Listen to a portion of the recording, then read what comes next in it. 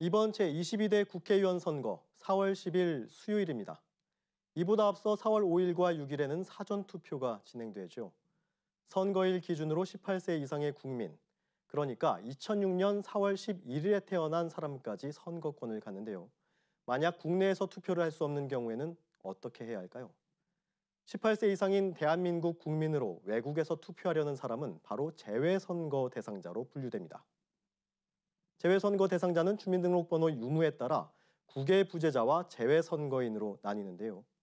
주재원, 상사원, 유학생 등 주민등록이 되어 있는 상태로 해외에 체류 중인 사람은 국외 부재자, 해외 영주권자 혹은 주민등록 말소자처럼 주민등록이 되어 있지 않은 사람은 재외선거인에 해당합니다.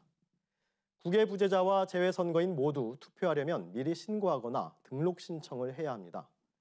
이번 총선의 국외 부재자 신고 기간과 재외선거인 등록 신청 기간은 선거일 60일 전인 2월 10일까지입니다. 신고 절차는 바로 이곳 중앙선거관리위원회 재외선거 인터넷 신고 등록 신청 시스템에서 밟을 수 있습니다.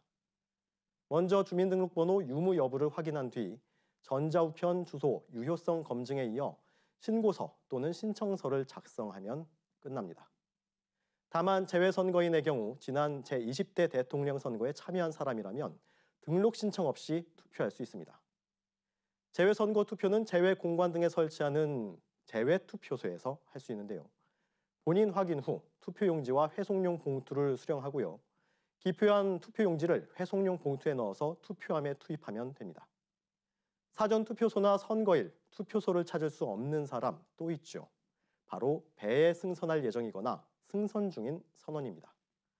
선상투표는 선상에서 팩스를 사용해 투표지를 선거관리위원회에 전송하는 방식으로 이뤄집니다.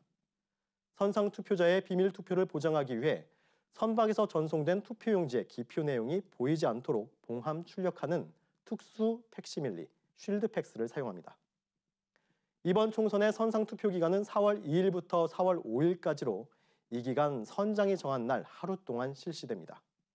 선상투표 신고는 3월 19일부터 23일까지, 승선 예정 선원은 서면 신고로, 승선 중인 선원은 선상투표 홈페이지로 신고서를 전송하거나 팩스로 보내면 됩니다.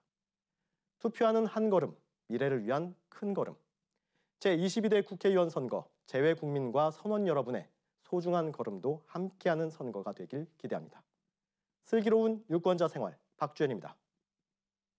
요즘 물가가 오르고 있다 보니까 등록금 돈에 대한 가치도 또 이렇게 오르고 있다 보니까 그거에 대한 돈에 관련된 문제가 좀 시급하다 보니까 공부만을 집중을 해서 성적을 올리고 그리고 그 성적으로 대학 진로에 취업을 하거나 사회에 나아가야 하는데 그러지를 못하고 대학생이 돼서 알바를 하면서 돈을 모으면서 공부까지 같이 해야 하니까 그거에 대한 어려움과 힘듦이 좀 있는 것 같아요. 요즘 학생들 중에 창업에 관심 있어 하는 학생들이 좀 많아가지고 제가 알기로는 요즘 정부 지원 사업 예산 총 금액이 좀 줄고 있는 추세여서 이런 것들을 이제 학생들이 창업에 관심이 많이 하니까 이런 관련 이제 프로그램들이나 창업 지원금을 좀 더 많이 확대되었으면 좋겠습니다.